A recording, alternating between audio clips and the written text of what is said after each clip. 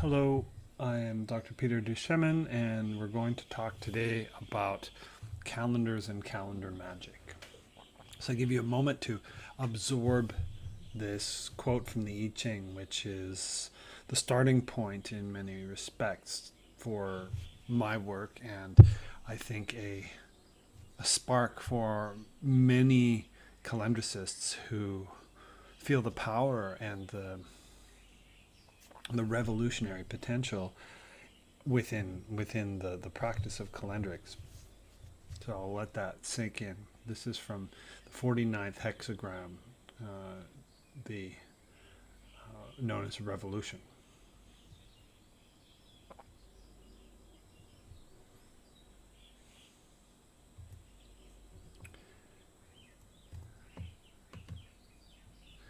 So here's the principal theme that's running throughout my work and throughout this presentation is that magicians are calendar makers. And this is explicitly stated in the I Ching, in the commentaries by Confucius, as it's translated by in the Wilhelm Baines tradition, Wilhelm Baines edition. And this is a equivalency I have felt since the beginning of my work.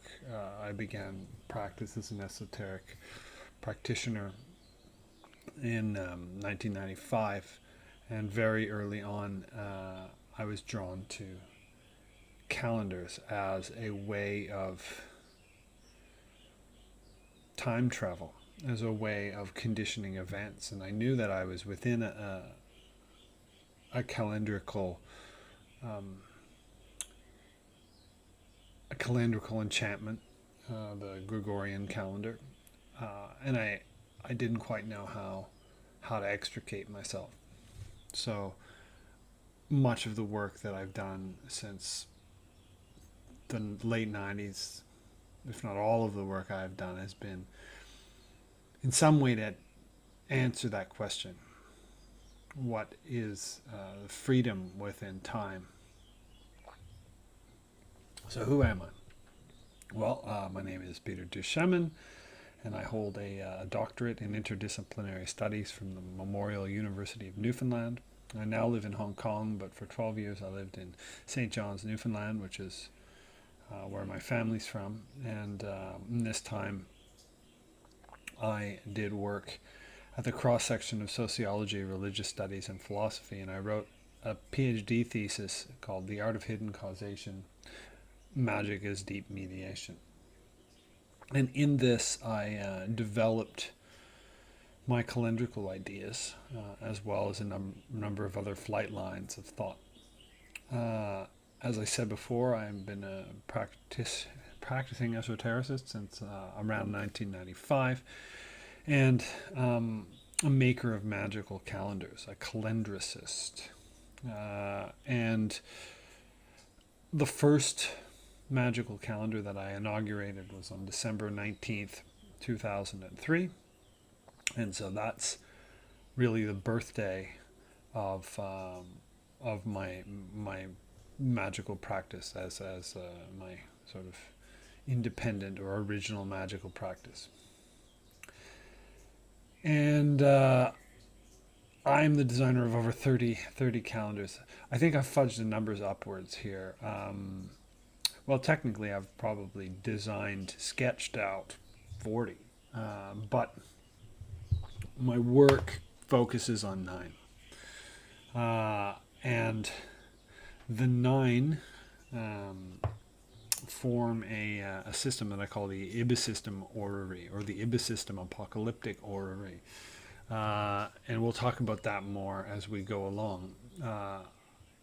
It's received its name in stages. I called it the Ibis-system at first, and at a certain point I veered away from fancy names, and I came back to it, but with the word orrery tagged onto it, because that's exactly what it is, a calendrical orrery. And what I am seeking to do is to make thinkable a difficult concept, which I call auroristic time, auroristic temporality, which in some ways can be seen as a development from heliocentric astrology. So we'll talk about that. I am the designer of the Faery Dog calendar with Dr. Scott Jeffrey. And the story behind that is we met at Trans States, and we got along well, and I told him I was a designer of calendars, and he funded me to make a calendar with some specific features, and in particular his interest was that it key to Sirius. So I had no particular previous experience working with Sirius, but I had made many calendars. This was in 2019, by the way. So I had, by that point, I had created the IBIS system already, and so I was working with multiple calendars. So this one came up as a sort of a collaborative work, and it's very interesting because it is one of the more, well, it's more sophisticated in some ways, and it's not part of the IBIS system, but it's the child. And there's all sorts of fun features that I got to build in because I had learned many lessons by that point. So we'll look at that a little later, and that's something that's quite accessible. I've put a bunch of links, by the way. You can have a look at all those links on the side, and the Faery Dog annuals for the first 2 years. We produce one every year. They're there, and in the second year, you can click there and you can download those if you like in PDF form. The second year is going to be the one that you're probably most interested in. But what can I say? The second year is basically an almanac of now. From August to August, so we are immersed in it, and it'll let you track 2 of my IBIS system calendars, as well as the Faery Dog, as well as the Discordian calendar, which was Scott wanted to include that. I'm quite suspicious of the Discordian calendar. I think it causes discord, but there you have it. Who am I to say no to Eris? Much rather invite her to the party than have her start the Trojan War. So the Discordian calendar is in there. I'm also a visual artist, and I guess you'd say an experimental cartoonist or a meta-sequential cartoonist, and my cartoons are generally non-story driven. They're relating to textures and perceptions and surreal images and visions that I've had in practice. So they are very much tied in with the calendars, and I often will produce them using the calendars as the rhythm or beat. So you can have a look at that if you want to check out my Instagram, Meta-Sequential Artist. I am the captain, or the helmsman of the 32-week course, the Meta Magic Tarot, which is based on the Force of Life calendar, which is a Venus calendar, a 224-day, 32-week Venus calendar. And during this process, I initiate people into the calendrical system by means of the tarot. So for those who have the drive, you can use it to produce your own tarot. So the idea is it's a calendar that produces tarots. So that's something you can check out as well. And then finally, fairly obviously, I'm a timekeeper, esoteric tarot timekeeper, and that goes beyond just tarot. There's many systems, of course, many magical languages that are involved in the IBIS system, and I do my very best to keep the rhythm, keep the beat on my Instagram account. So this basically summarizes for you who I am and what my presence in the digital world and in the esoteric world of the occulture is. So let's get on with the work. So why am I doing this talk? Well, for key reasons. To introduce magical calendrics as a form of astromagic, to explain the theory of structural mutations of consciousness, to showcase some of the calendars of the Ibis system orrery, and to articulate a vision of a polycalendrical metamorphosis of time. These are all fairly straightforward. The first one is simply my claim that magical calendrics are a branch of astrological magic, or astronomical magic, if you like. The structural mutations of consciousness probably needs the most unpacking. It's related to the work of Jean Gebser, and it's related to, I guess, a concept of aeonics, or an epochal idea that fits very well in with my mission, if you will. And my mission is in many ways directly connected to my interpretation and elaboration on the work of Jean Gebser in his work, The Ever-Present Origin. So we'll talk about that. And showcasing calendars of the Ibis system orrery, we'll get to that. And then to articulate a vision of polycalendrical metamorphosis of time. I am on a mission to change how we mediate time in a radical way. So this will be a brief introduction to the work that I've been doing for about 20 years. Part 1, calendrics and astrology. So we're going to build the groundwork. And the topic is time. Because, of course, calendrics and astrology all pertain to time. And we can talk about time in quite a variety of ways.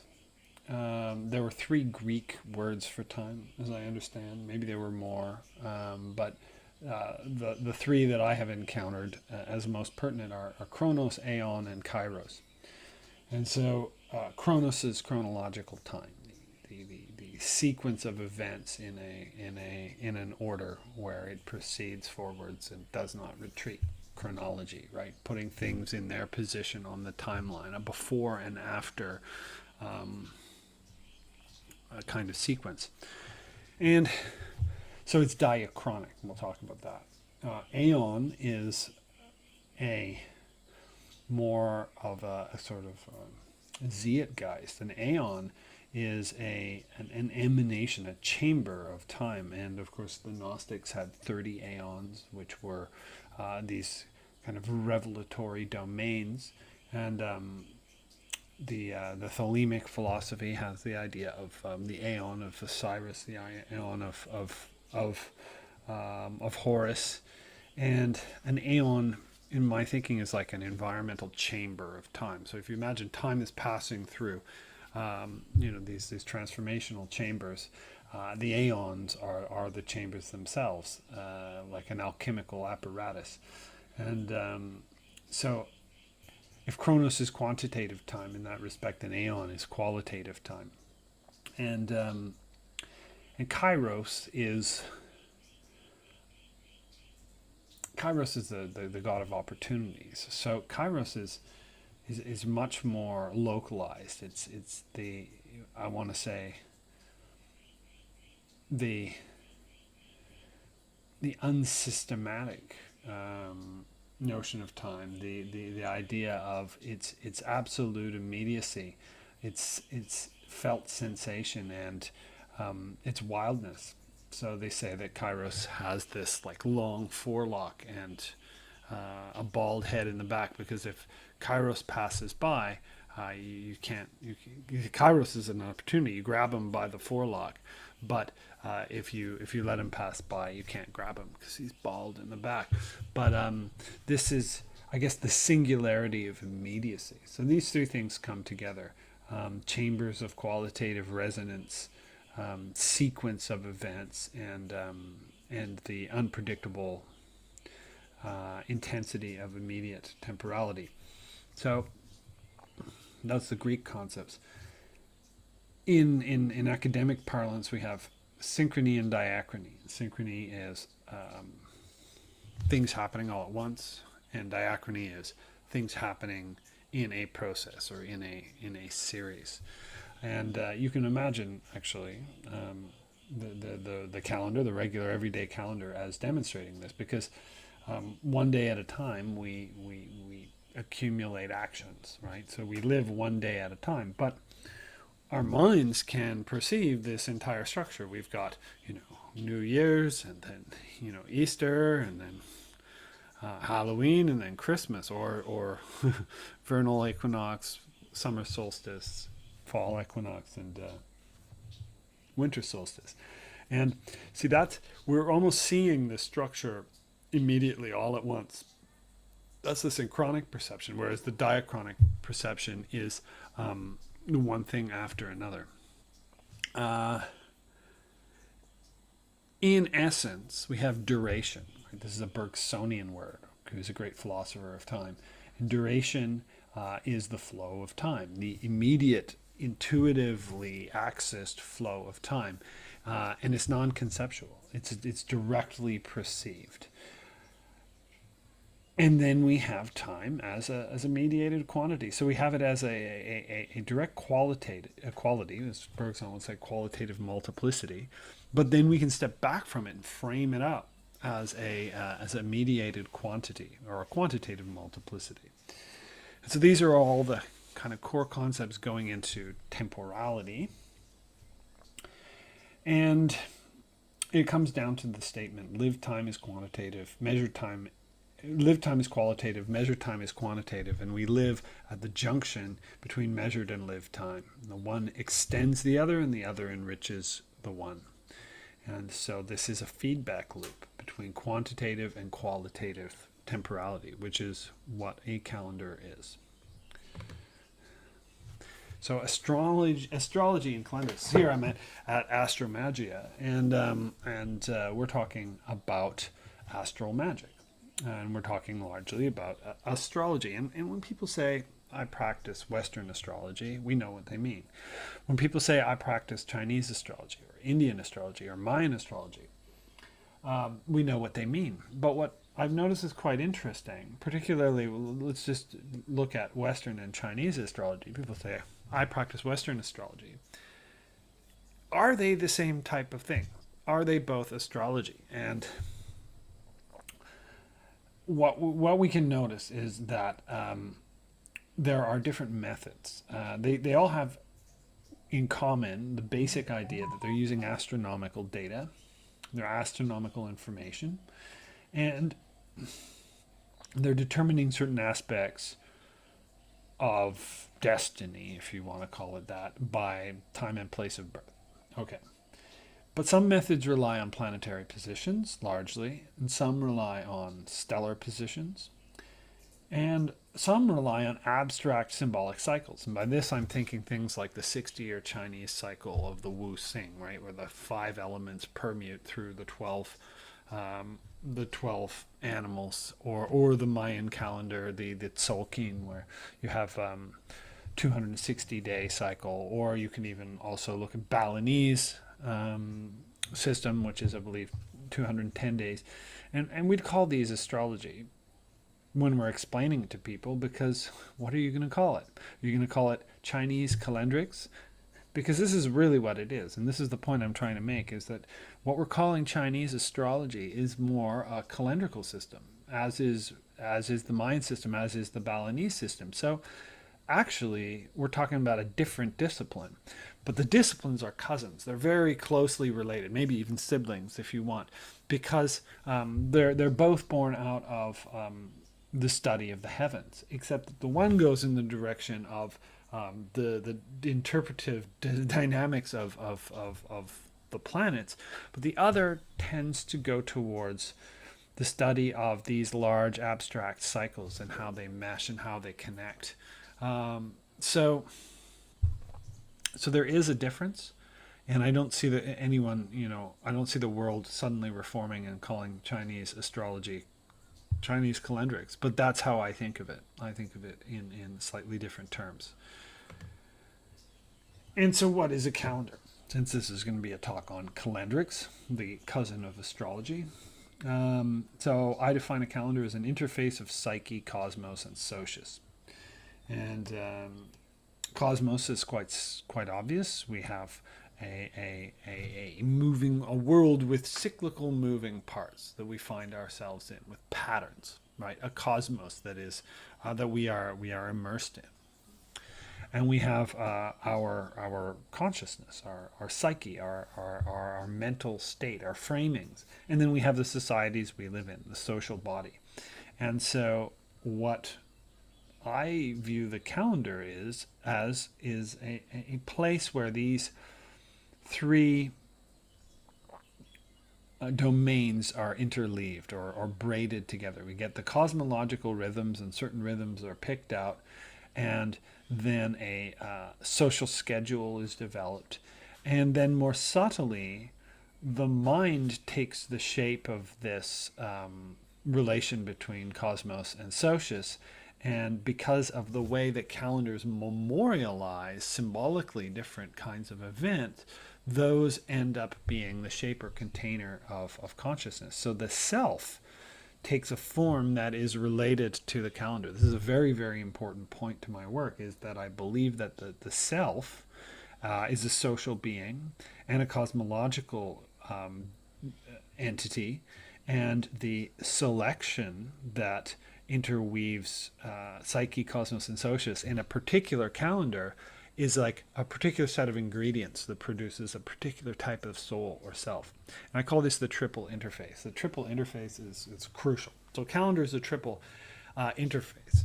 And from there, it grounds a chronology, meaning a sequence of events that have a before and an after.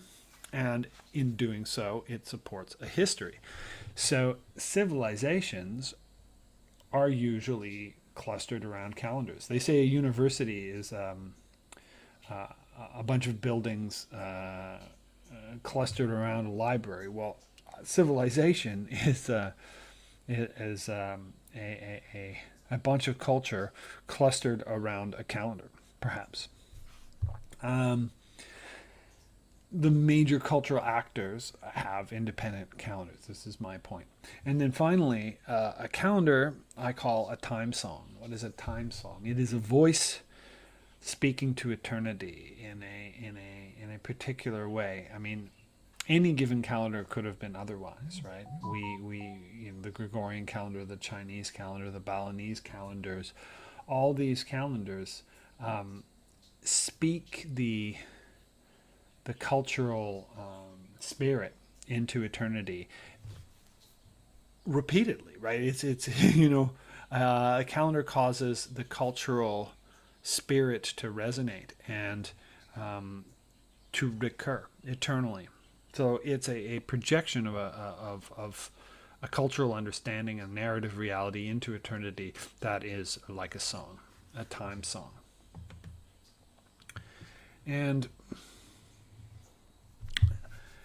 now we have a concept that's I feel embarrassed to say that it took me about 15 or 20 years to formulate this concept, and it's probably the simplest idea in the whole talk. Calendar hypnosis. This is the issue. This is what it's all about, and this is why my interest in calendars started, and this is what I think is one of the most pressing issues of mass social psychology. Is the tendency of the psyche to take the shape of the calendar that it is in without awareness of that fact. So like a fish in a fishbowl, it doesn't know other than its environment. So one of the common beliefs about the calendar is that the calendar measures time. And I believe that this is, I would contend that this is quite a false belief, in that the calendar does not measure time. The various, at best, it picks out a part of time, selects a part of time, and then excuse me, and then elaborates it symbolically along aesthetic lines that are pertinent to the social value. So by any standard of measurement, I mean, if it's measuring time, it's like measuring it in units the size of the king's hand, right? And so it's the selection is profoundly non neutral, and time appears to be a fluid plastic quantity, and it appears to be molded or shaped into a form, kind of like a collective egregore, by this calendrical selection. So the calendar is shaping time. This is calendar hypnosis. The structure of the calendar feeds back into this threefold knot, psyche, cosmos, socius, and deepens it and intensifies it. So calendars don't measure time, they shape time. And when we don't know about this, and sometimes even when we do, we are being hypnotized by it, a bit like road hypnosis, where you just sort of zone out on the road as you drive, or something similar to that, zoning into the shape of the calendar and then a particular type of soul, a particular type of society, as a result of simply not being able to think outside the fish tank. Okay. Another key point about calendars is that they're not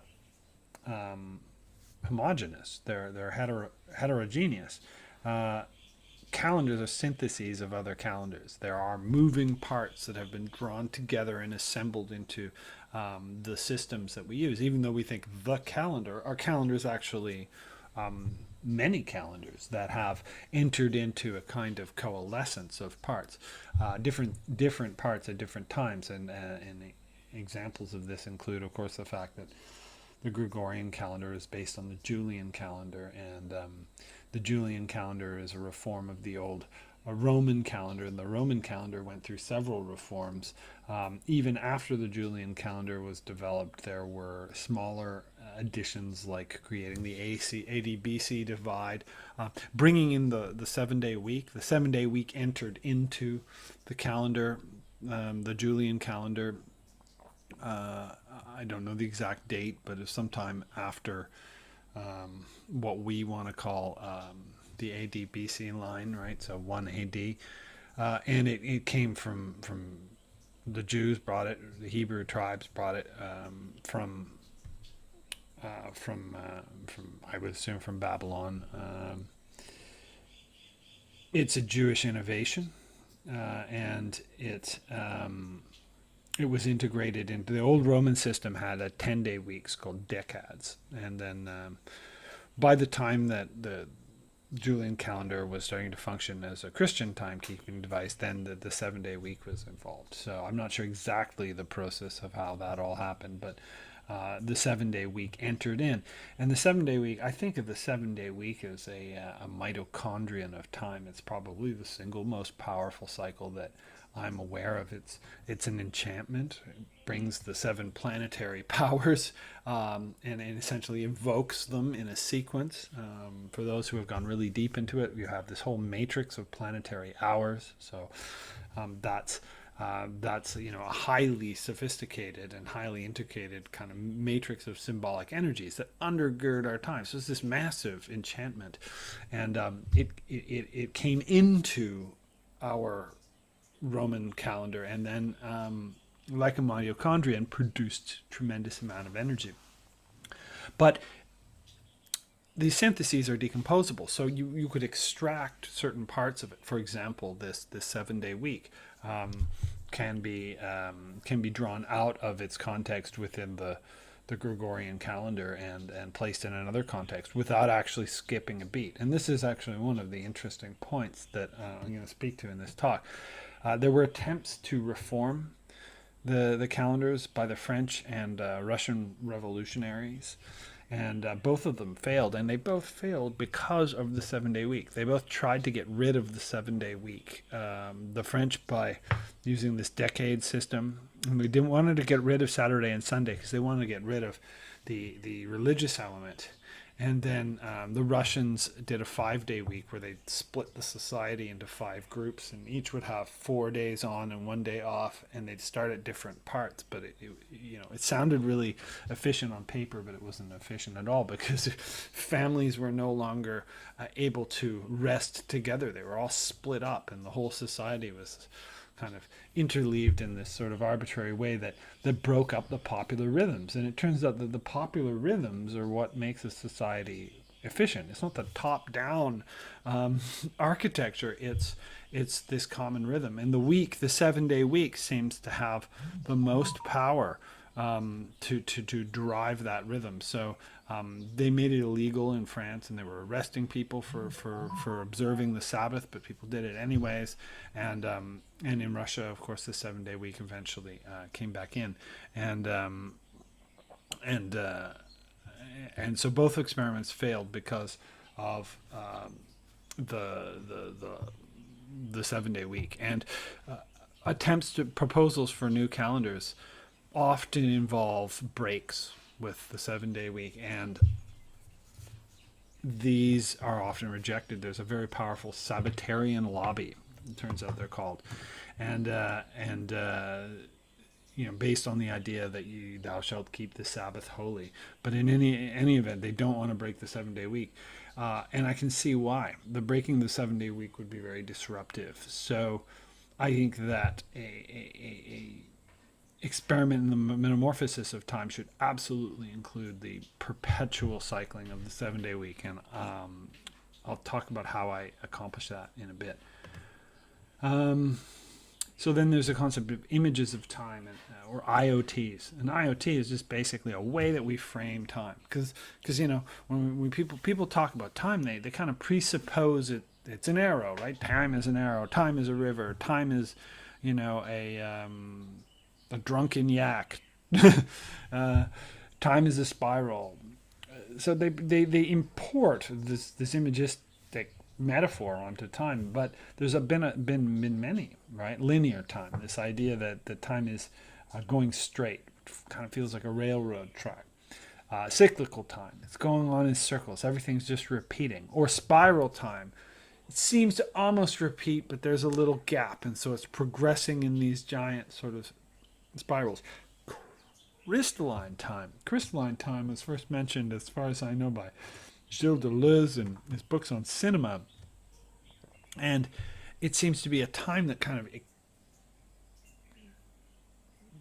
develops like a seed and spreads outwards, structures that intersect different timelines that kind of like a snowflake or frost growing on a window. We'll talk about that, because that's something that's definitely happening in this work. So yeah, key images: the road, the track, the circle, the spiral. And then there's the orrery. And the orrery, we're all maybe familiar with what an orrery is. If anyone saw The Dark Crystal, an ogre's orrery, and I love that always struck me, is this machine that depicts the position of the planets around the sun. So it's a heliocentric image. So one of the things, basically what I'm doing is simultaneously holding crystalline time and orreristic time, swapping between the two of them. The one is diachronic, the orrery, the positions replace one another as they move around, and the other is synchronic. It is a growing total image of time. So that's an image of time. And we have time streams, flows of time, and there can be many, right? Every calendar in a way is a time stream, or many time streams. Our calendar has the week. There's a time stream. And then we have Easter. There's another. And then we have the solar cycles. There's another time stream. And they're woven together into a time song. And so you can see the Baha'i calendar is a time song, and the Chinese calendar is a time song. So we've got all these time songs, which are themselves, types of time stream. These are expressions of the voice of a culture, and they're existing in like an archipelago, of these islands within this vast kind of uncoded wild time space that most people have a very hard time perceiving, because they only have the one calendar. They're subject to calendar hypnosis. And also when we look at a typical box calendar, it's made out of boxes. So time is boxes. A day is a box. Or we could of course also say bubbles. When we're feeling more ebullient and effervescent, time has the quality of a bubble. I remember being at a festival one time and waking up and someone was blowing bubbles at dawn, and it was this singular poetic moment, this really powerful emotional moment, and that I can still feel that emotion, right? It radiates out from that memory. The kairos, that's the kairos effect, very bubble-like. It can burst as well. Monotemporality and polytemporality, that's at the core of this. Do we live in one time or many times? And obviously you can tell what I think. A monotemporal system is the claim that time is this singular thing that we measure, but most of them are, well, actually all of them are polytemporal, because they all have several different cycles that are being drawn together. So the cycle of the moon, the cycle of the sun, and the cycle of the cesium atom. That's our modern calendar, right? So the nanosecond atomic time, the Easter, the moon, and the solar time, the sun. So there's three cycles that have been in a way domesticated into our calendar. Astrology definitely develops polytemporality because we have these 7 moving bodies that give us narrative and intensity in their combinations and so on. And this is very like the aeon and the kairos. I think that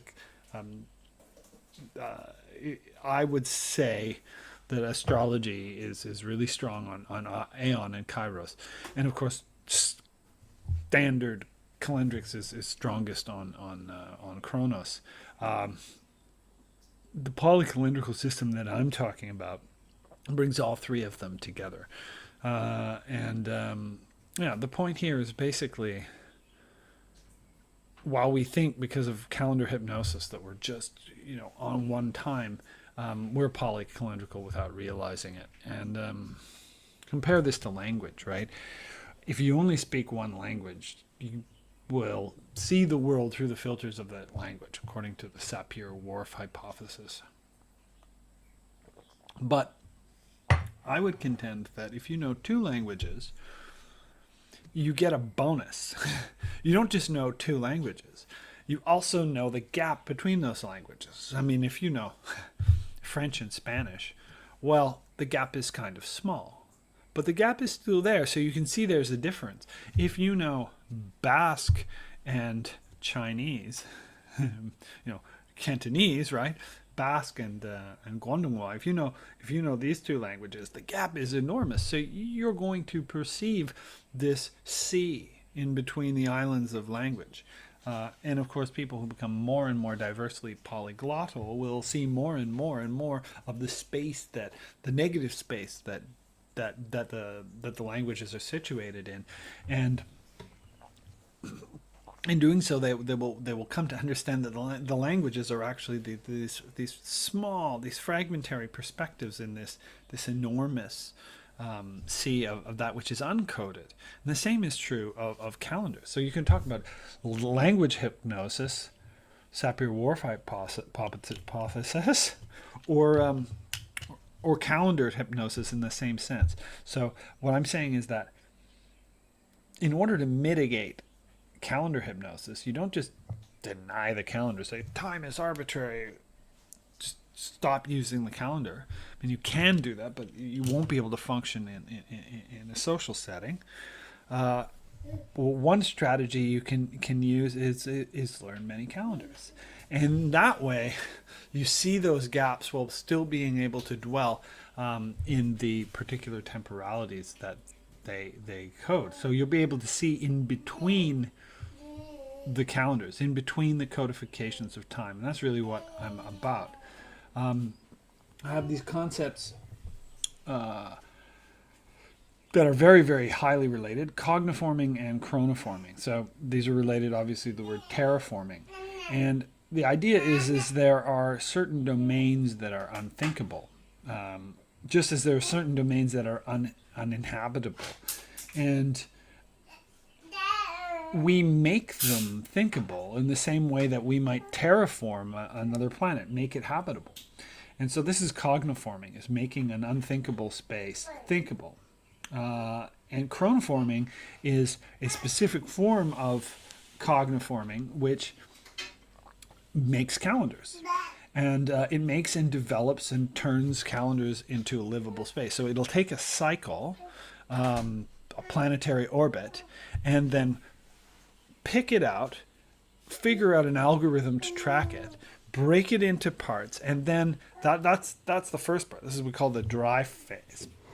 And then the wet phase is where it inhabits that with poetry and art and lived experience and hangs memory so that it saturates this cycle with lived human experience and can host a chronology on it. So this is what I call chronoforming. So what the InterSystem orrery and what everything I do is about is chronoforming different cycles in order to open up more and more and more and more possible time streams to make the time song into a much more polyvocal kind of entity, right? Instead of just a bunch of unconnected time songs sort of wailing into the deep in their own particular way, I want to encourage the development of a great choir. Okay, so the dry phase and the wet phase of cogniforming. So calendars make time streams thinkable. They form the triple interface. This isn't neutral. We can't endure naked time, right? Naked time is a wild space that socially we break down into uncertainty. I mean, hermits can get away from it. I won't deny, but I would say that it is like the vacuum of space, and the calendar is a spacesuit for this kind of raw eternity that we experience. It buffers us and allows us to have continuity. A chariot or a spacesuit. Those are some metaphors. In calendars, of course, some of the rhythms are natural. We draw them from the world, and others are extrapolations of our own mathematics. So we might extend the year into groups of 4 or groups of 13 or whatever. 260-day cycles, 210-day cycles. And so there's a kind of a double aspect of rhythm and resonance. And you could look at it like that. So a calendar is a time song that enchants eternity into an aestheticized collective becoming by means of the triple interface. The triple interface is psyche, cosmos, and socius. And these time songs are the extension of the phenomenon of calendar hypnosis, and polytemporality allows different time songs to be seen against the backdrop of an uncoded eternity. All right, before we move on to part 2, you'll be happy to know I've top loaded all the difficult concepts. So we're about to get into the really exciting stuff. But I just want to rebut 2 fallacies. The first fallacy, whose purpose is to discredit calendrical work, is calendars just measure time, man, and it can be difficult to answer this unless you're prepared. So I would answer it with some questions. Okay, what does it look like before you measure it? Because I can describe a tree before I measure it. So describe time before you measure it, and show me that the measurement is adequate to give us a neutral impression of temporality. There's one. But so then why measure it in this way? Why from Christmas to Christmas instead of from Ramadan to Ramadan? Why? Okay.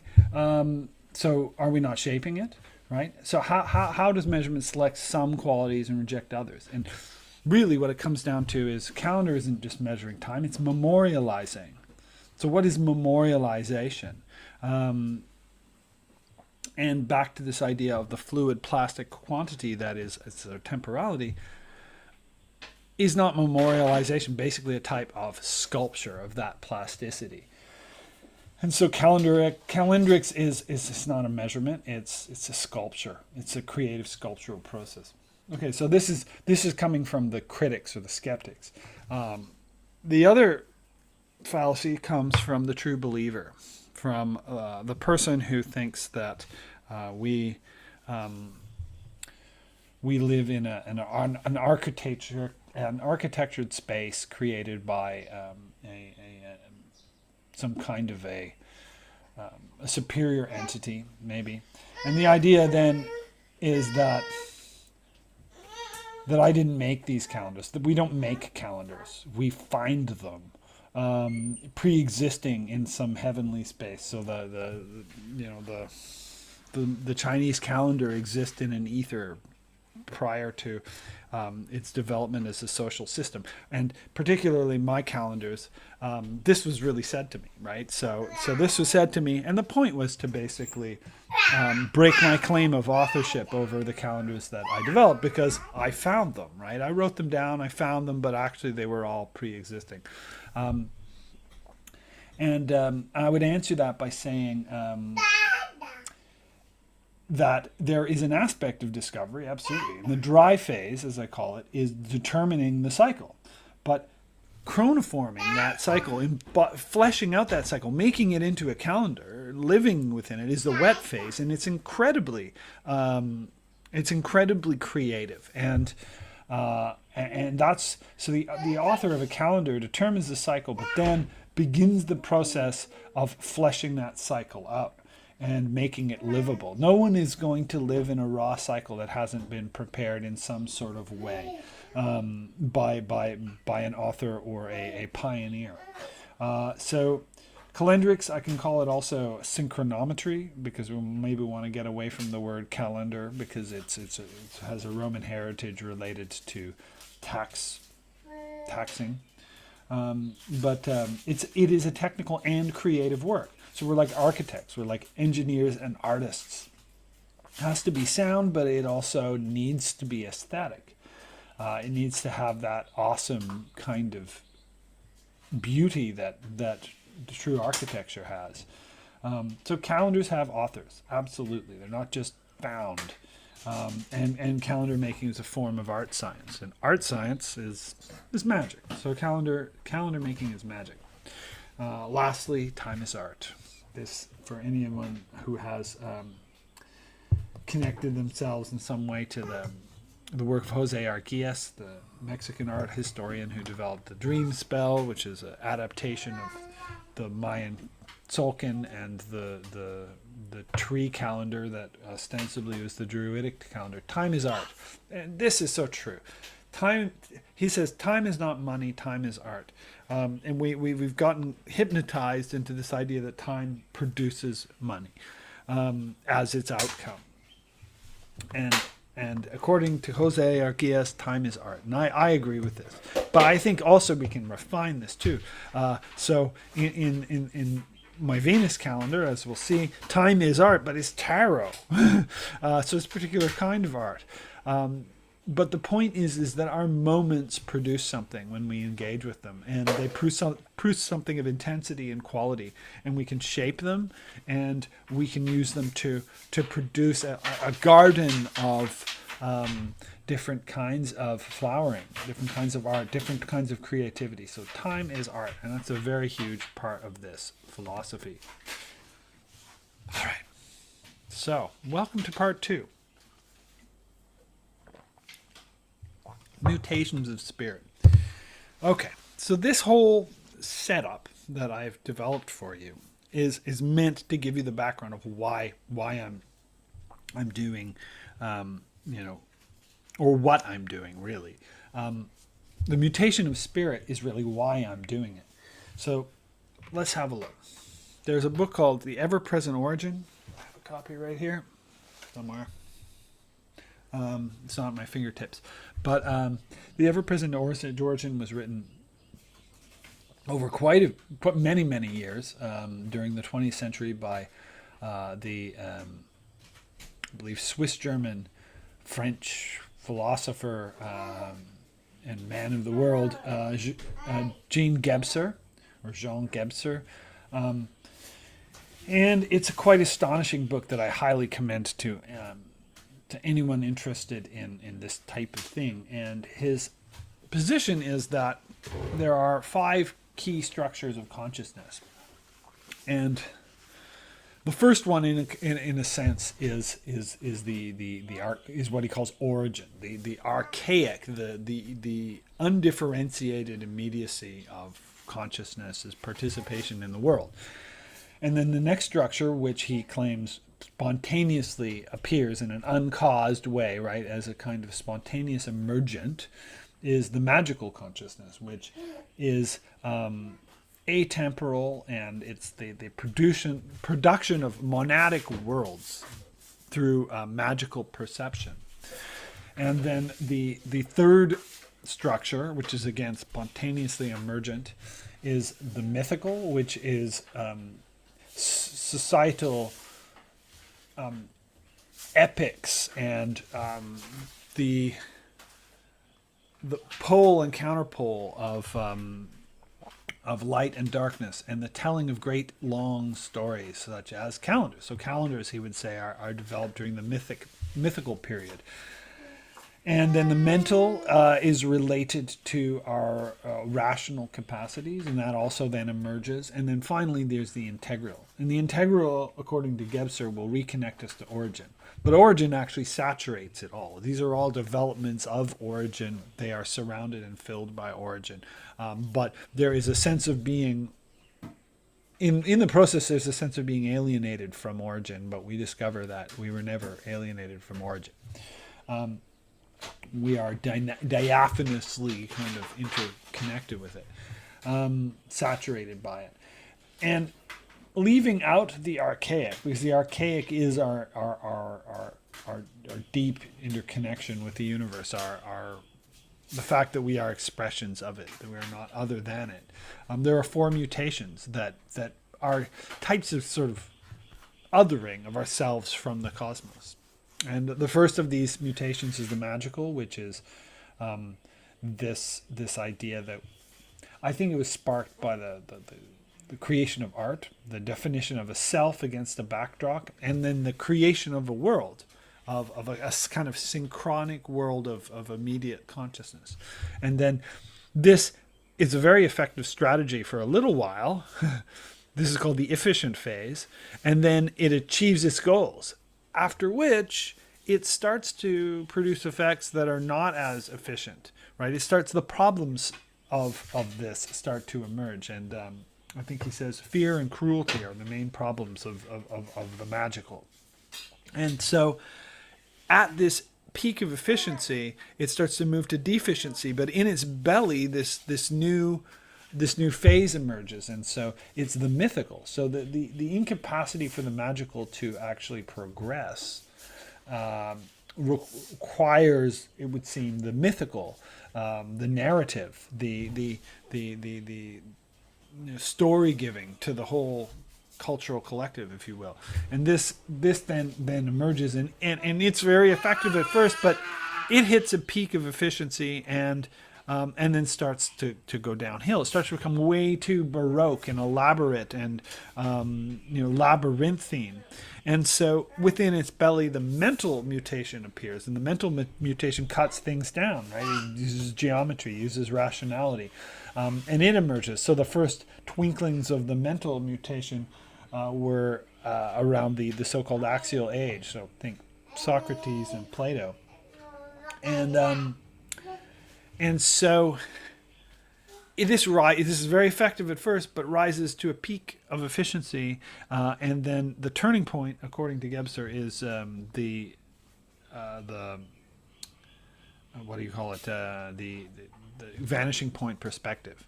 Vanishing point perspective by Leonardo da Vinci is this critical point where after which basically the mental mutation devolved into this alienating, materialist, partitioning type of practice. And within its belly, a new mutation was emerging called the integral. And the integral really comes to the fore in the early 20th century. And it appears as an increase of intensity of time that essentially poses a challenge to our ability to parse time. He says that there were some forerunners. For example, he names Meister Eckhart. But the integral mutation manifests as this crisis because the other mutations are basically in contest with one another. And so we have this intensification of time that requires us to resolve these the secretions of these previous epochs in a way that they can integrate them. And so that's the great challenge of our time is dealing with these competing epochs, which are ultimately saturated by origin. This is important. Epochs are economies of psychic, symbolic, and material energies, like organizational regimes. When a new epoch ascends, it interacts with the previous epochs, and it can then enter into an interaction of cancellation, as we see in high materialist rationalism, which is linked to the mental mutation, and it attempts to cancel the mythic and the magical. But we can also have a beneficial relationship, which is an integration. So imagine if the mental was able to integrate itself with these previous existing epochs. And this is what you see in the work of someone like Jung, right? An attempt to integrate the irrational with the rational and produce the irrational. So cosmological. Okay. So these are the epochs as or the mutations as Gebster understood it. Now I have made an interpolation, right? I have identified these in a way that it's different from Gebster. So I would say a cosmological epoch is anchored to a cosmic center, and every time a society shifts towards a new center, the epoch shifts, and so what I see, this strife between epochs is a strife between worldviews that are anchored on different center points. And what I want to do ultimately is to integrate and coordinate these different epochal economies like organs into a singular body. This is the plan. So the Copernican revolution was an epochal shift. We moved from the center of the earth to the center of the sun. And when we did so, this new framework was bare of symbols. So it was in the dry phase of chronoforming, if you will, or of cogniforming. So we were exposed to an uncogniformed space, which then became, there was a rush to populate this with ideas. And technology filled that space because calculation is the key to opening up this space. So I'm going to make the claim that the Copernican cosmology and the mental mutation, because if the mental mutation started back in ancient Greece, there were already twinklings of heliocentrism happening there, and it's when Copernican cosmology dominated that you see the dominance of the mental mutation. Materialistic Gnosticism keeps this economy quite dry, quite just right down to the framework, right down to the sort of skeletal frame, and we're not allowed to fantasize within it, of course, because the mental mutation kind of prohibits fantasy. But we are starting to get the Copernican cosmology wet, as it were, and we're doing so from the point of view of an integration that has actually. We're now moving towards a galactic integration. We're moving towards a new center, and from this new movement, we're kind of retroactively integrating the mythic and the magical and the Copernican. But we have a long way to go. As we know, the Copernican cosmology competes quite aggressively with the Ptolemaic and the previous, and engages often in cancellation psychology. But this is becoming less and less the case the further towards a new center that we go, because the sun is not the center of our cosmos. So here's an idea that I developed. I call the 4 compressions. and I developed it in the concept of memory arts. So each one of these mutations treats memory in a different way. And so the magical mutation is keyed to the compass rose. That's its center. The center is the crossroads upon which I stand. And this is a kind of magical and elementalist psychology. And the mythopoeic is centered on the earth. And this is a mythological, mythopoeic psychology. This is what most astronomy or astrology is working with, right? This mythic cosmos, the spheres, and all this kind of stuff, geocentric astrology. Then there's a techno-rational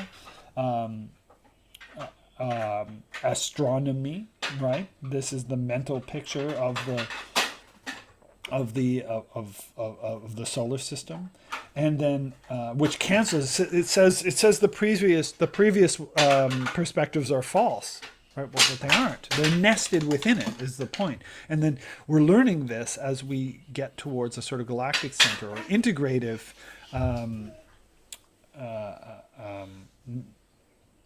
center, right? So it's in integrative mode. And at any rate, what I'm saying is that the compass rose is compressed inside of the Ptolemaic cosmology, and the Ptolemaic cosmology is compressed inside of the Copernican cosmology, and then the Copernican cosmology is compressed inside of this galactic cosmology that is currently nascent. And so we are developing. We're developing a way of basically operating on all four levels at once. And we're in the dry phase of the galactic mutation, which is or the galactic integration, and so we're getting the Copernican cosmology wet. We're pioneering the integral mutation by opening the question of time. This is something that Gebser made very clear. So I'm going to say what we're doing is cogniforming the heliocentric model to integrate it with the geocentric and the compass-centric.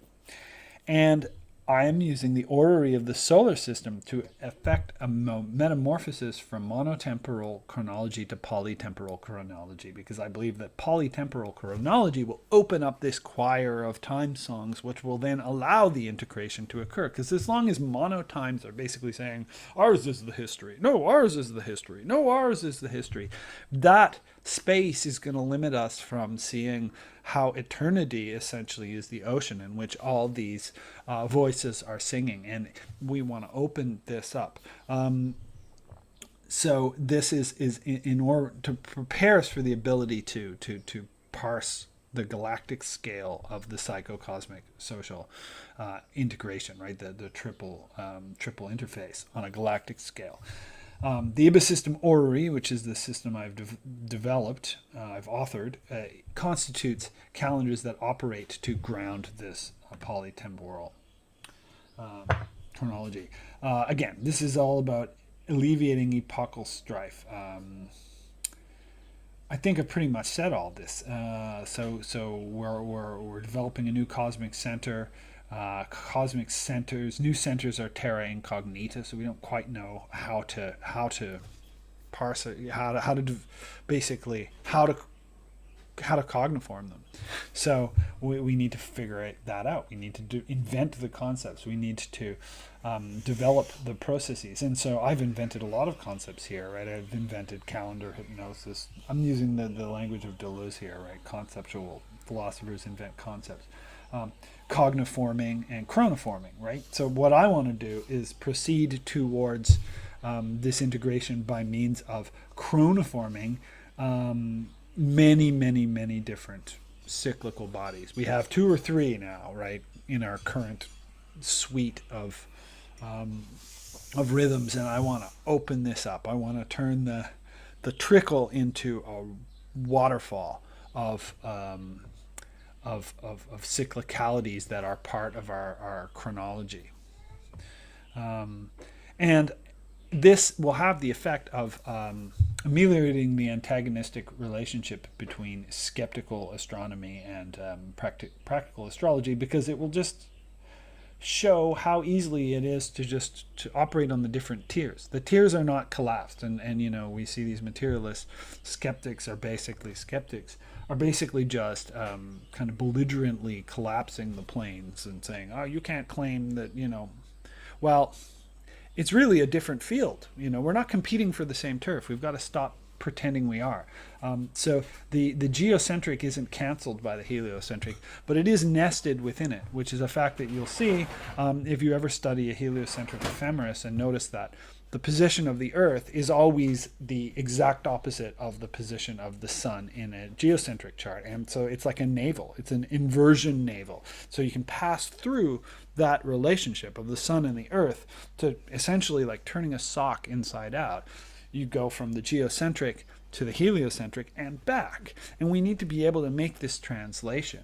And if we can do this simultaneously, then we can basically see how both tiers or both centers operate. And then we can start to work this on the galactic scale and even deeper on the magical scale. So we can basically go from center to center and center and populate them. Okay, so here's a kind of some schematics of what I would see this looking at. I've associated to the body, just sort of a mnemonic map. Here's you can see also the four centers, right, from the compass to the galaxy, and this picture of the waveform of the efficient and deficient. So that's just some images there. Yeah, so the polychronic apocalypse is basically formulated like this. We now map our temporality onto the cosmos at 3 points: the sun, the moon, and the cesium atom. And we need to step further. We need to open the field completely, radically expand the number of real objects that inform time, including the planets, including exoplanets, including moons, maybe other atoms, and stop trying to make chronology a closed system and wildly open it up to the infinite pulsations of eternity. Supremely open the field of chronological reference and inaugurate a polychronic apocalypse. And this takes us to part 3, the Ibisystem Apocalyptic Orrery, the IAO, for those magicians who will get that reference. Here's my statement. This is a quotable. I'm attempting to cogniform a territory that's difficult to think, the territory of time as it exists in between calendars. I am attempting to make this base thinkable, and I am using polycalendrics to do it. So, ironically, I'm using calendars to deprogram us from calendar hypnosis. This is the purpose. The Ibisystem Orrery is 9 interacting magical calendars based on the orbits of Mercury, Venus, Earth, Moon, Mars, Jupiter, Saturn, Uranus, and Neptune. I left out Pluto, I left out Ceres. Ultimately, these can all be included because this is an open system, but the core that I've developed are these. And mostly, it would seem that these periods are fairly regular. They're not being gravitationally disturbed by one another and so forth. It's an experiment in polycylindrical time design. It's an oristic image of time, so you've got all these time songs, but they're dancing in a spiral, which is the picture of the solar system traveling around the galactic disk, right? We're heading towards Deneb. And so instead of one time going in one direction, you have 9 times that are like a choir spiraling around the sun. So this is oristic time. And this was drawn right out of heliocentric ephemeris, designed for, I bought the heliocentric ephemeris of the 21st century, edited and compiled by Roger Hand, I believe. And I I didn't become a heliocentric astronomer. I became a calendricist, but I use the same database because the planets have nodes, and when the planets have nodes, you can identify the beginning of the year, right? So, and it's a bid to make calendrics into a populist phenomenon by decoupling it from the state. So most calendar reform initiatives are about saying we're going to replace the calendar with our better calendar, and going up against the Pope and saying I've got this special revealed calendar. We've got to institute this right away, or else the world will fall apart. These don't tend to work out because you're going up against these monolithic institutions that have every reason to hold on to their reigns of time. But what if open calendrics became a populist phenomenon? Then what would happen is the monopoly would be depressurized and the calendar hypnosis would fade, right? If you just propose one solution for the calendar and you still have the problem of calendar hypnosis. So we want to ameliorate this, and polytemporality is how to do it. It's a challenge to monolithic temporality and to monolithic thinking in general. It is art with time, and it can also be called synchronometry if you want to decouple it from the word calendar. You can do magic with it, right? You can do heliocentric astrology. You can do geocentric astrology through this navel of inversion that I was talking about, the basically the relationship between the Earth and the Sun. You can do elemental magic because you can bring in systems for the directions. You bring in the compass. You can use the planetary hour system. You can do a form of astral travel, and I put scare quotes around astral travel because I actually mean traveling, projecting to stars. So you can study the heavens from an astronomical point of view, and engage with journeys where you locate the specific position and distance and type of a star and project yourself towards it, and then have communications with that star as a living entity.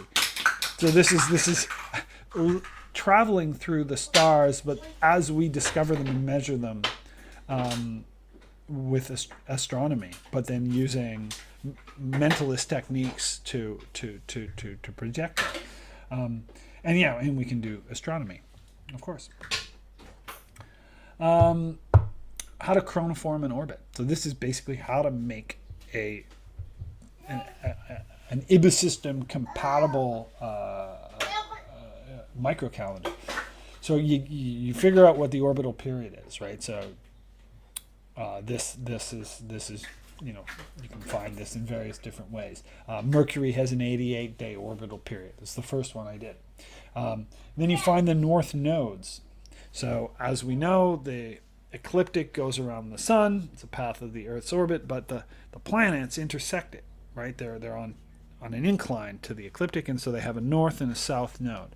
So find the north node, or the south node, or the peaks if you want. But my procedure is to use the north node, which is what's going up. So you find the north node, and I use, by the way, the JPL database for this, and there's a link. There's a link in my sidebar here. But what I then do, once I've got the nodes, I know the day that it starts. So that's how I figured out December 19th, 2003, right? Because that's when the first north node was happening, since I conceived of this calendar. And then I take these 88 days and I'll subdivide them. I subdivided it into 4 groups of 22 to run tarot-related path workings.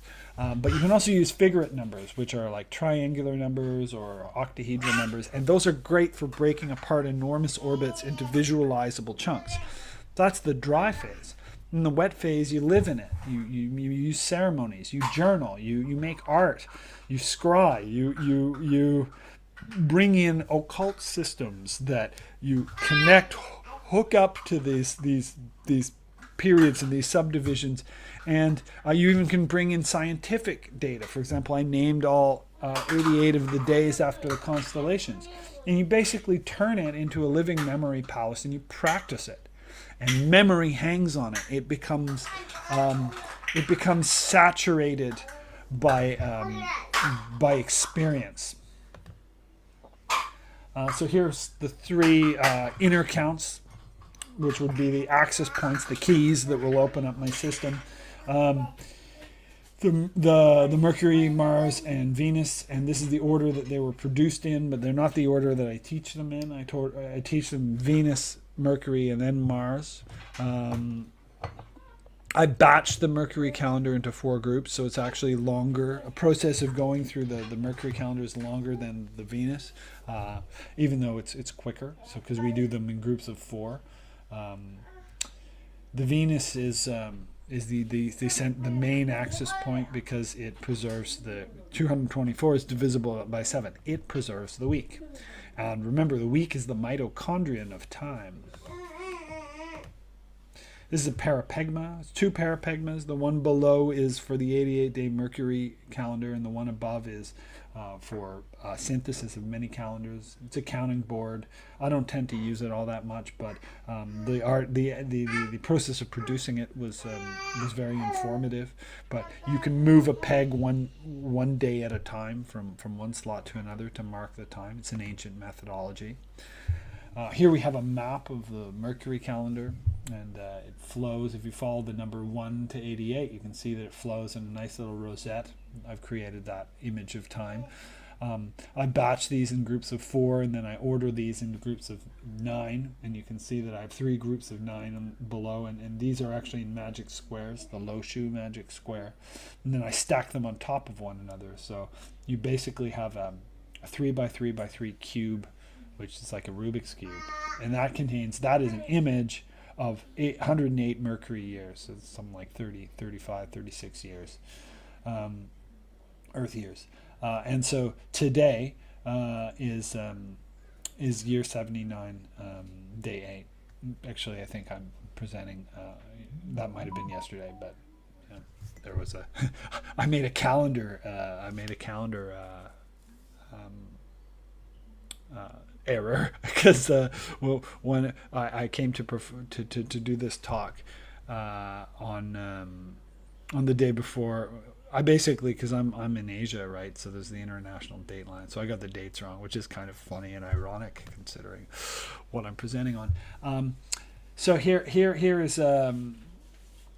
is another image of the Mercury calendar, and obviously it's explicitly Kabbalistic, and you've got the Loshu in the middle. This is entirely constructed, by the way, like square and compass construction. None of these even circles or ratios was arbitrary. It was all derived from the initial circle. So this is art with time. This is fleshing it out, giving it structure, and you'll notice that there are a total of 88 spheres. I'm including Da'ath here. And so this is the 88 days of Mercury. Intra-annual structures are structures within a orbit, and extra-annual structures are structures that bind orbits together. So the ninefold square in the middle is an extra-annual cycle. Here's the connection of Enochian. So I've also named the 88 days after the 88 constellations, and they follow a path of adjacent constellations, so it sort of flows around the celestial sphere. So you can use it to memorize the stars. You can use it to create a sort of inner stellarium. There are 88 plus 4 Enochian governors in the Watchtower system, for those of you who are familiar with it. And so I have developed a full integration of Enochian with this, and it is an adaptation of Enochian that is in some ways a mutation of it, really. But there you have it. 88 days, 4 path workings per year. A path working is a meditation through the 22 majors. I've scried each one of these days using the Enochian governors, and I've got images, so I made here's a tableau of these images using my cartooning. So this is basically meta-sequential art expressing this calendar and making it wet, right? This is the point, is is saturating it with experience. It's not enough to just have a dry frame and have a theory. It has to be a lived practice. Here's Venus. Venus is quite interesting. Venus has 224.7 days, which sets up a bit of a challenge, but the solution to the challenge is quite excellent. It really excellent in the sense that it blew my mind when I realized how it could be done, and it proved very worthwhile. But so basically, you have 32 weeks per year, and I use the 32 paths of the Tree of Life, right? The spheres and the paths, the so-called intelligences of the Sefer Yetzirah.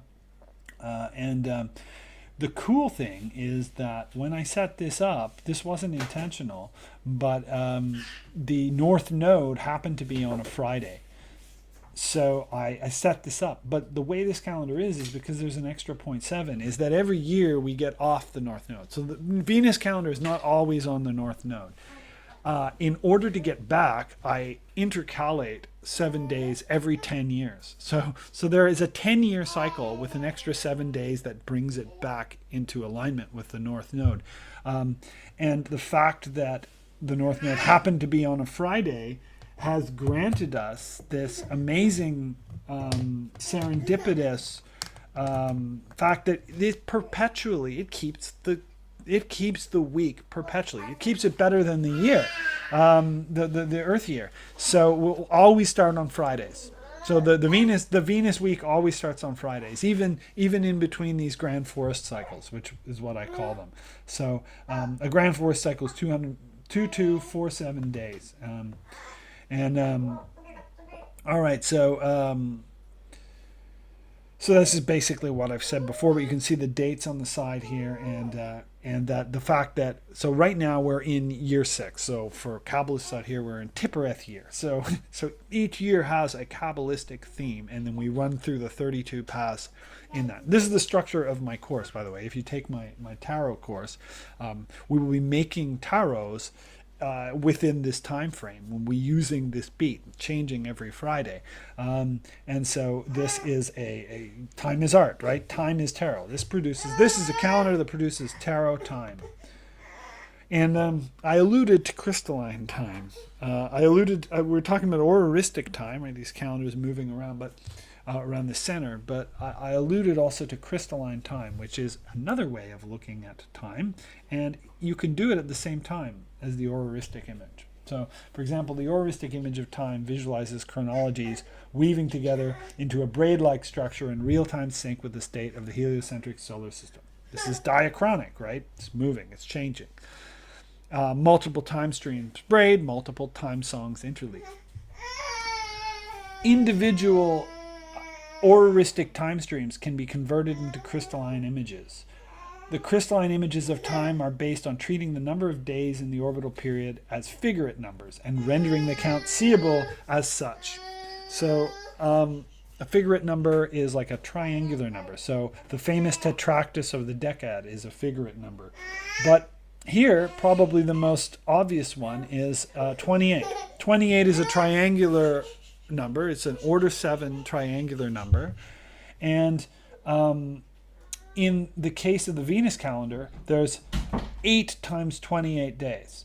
So 224 is 8 times 28. So you can imagine 8 of these triangles. Well, what is that? Those are the faces of a crystal, of an octahedron. That's the crystal image of time. Because we've got this octahedron which has 8 faces with 28 cells on each, but some of those cells are doubled, of course. So the actual volume of this is 231, which is the number of days in the 10th year. But it's also the number of days in a major section of the Mars count. So it turns out that this crystal of time is participated in by both the Mercury and the Mars count, and the Jupiter count, and the Saturn count. And so there is this architecture of kind of crystalline palaces that emerges that's dynamic. It's like frost forming on a window pane. And into this, the experiential data of the auroristic experience of time will flow into it and form this. I can only describe it as kind of the crystallization of this sort of memory palaces, and these are the stones, the alchemical stones that this process produces. So here we have some examples of it, and the 231 gates of wisdom are a Kabbalistic construct. So these 231 days are actually connected to the 231 gates, which is also Sefer Yetzirah. Order 7 octahedron, major player in the crystal image of the Ibis system orrery. Okay, we're not going to dwell too much on that.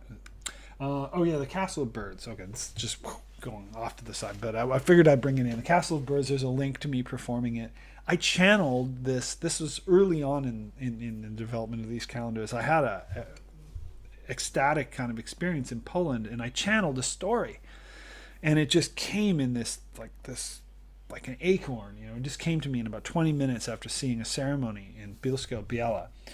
And anyway, for many years I sat on this and developed it, and eventually it turned into an oral poem, right? I wrote it down, but then I rememorized it, and now when I perform it, it changes, it shifts, and it contains many of the dynamics of this. I mean, it contains the philosophy in an allegorical sense, purely allegory. You can tell it to children, right? And you can see here that what I've done, and this isn't the only level on which I've done it, but I have broken the parts of this story into sections which I then assign to the points of the tesseract. But then this is divided into 88 stanzas and memorized on the Mercury calendar. So there is this marrying of a basically a bardic or rhapsodic narrative onto the calendar, which leads me to this concept, which is absolutely crucial to my work: fail-safe orality. So the idea that we're going to need a sophisticated offline, non-digital space in which to safeguard our knowledge. As we all know, that the hypermediated sphere is very useful, but there's some dangers attendant on it. Information overload. I've heard it said that information overload isn't the problem. It's filter failure. It's the inability to parse the information. But we're getting completely overwhelmed. So we need to develop attentional economies that can actually thrive off of the amount of information available to us. And that's one of the things that I think this polycylindrical approach will afford us is basically an analog method of becoming smart enough to handle all these streams of and I mean distributed intelligence, not just individual, but social intelligence. The digital dark ages, the idea that so much is digitalized, and what happens when EMP pulse wipes it all out. Someone destroyed a Frida Kahlo recently. I heard, some NFT person, in order to basically like a child sacrifice, to reborn as an NFT, destroyed this piece of art to be reborn as a digital piece. And so we're in danger of losing a great deal of our culture if we allow it to be absorbed, into the digital world in this way, without a counterbalance. And the counterbalance is this offline kind of thing. So because the role of knowledge has been swapped with access to information. So we rely on access to information instead of knowledge. Knowledge is information that we remember. Most people are not relying on their memories so much anymore. Computers are external memory palaces. So what I'm proposing is quite audacious, but I think we need to build orally transmittable computers. Computers made of language that are basically oral technology. I think we need to move through and beyond externalized technology and basically reweave the dream time, knowing what we know. The dream time of the indigenous people of Australia, but we can call it fairy, you can call it what you will. We need to reweave it because it's what gives us agency. And we will find ourselves leveraged by machinic, realities, because we'll need the access. So I want to put as a challenge to those kinds of monolithisms as well, and that's what this is about. So 3 science fiction stories that kind of evoke this is Dune, of course, the Butlerian jihad, orally transmittable computers, human computers, or mentats. Foundation, the idea of psychohistory or programmatic understanding of vast swaths of time, which we can definitely get through sophisticated calendrics. And then, of course, the glass bead game, which is this Hermann Hesse's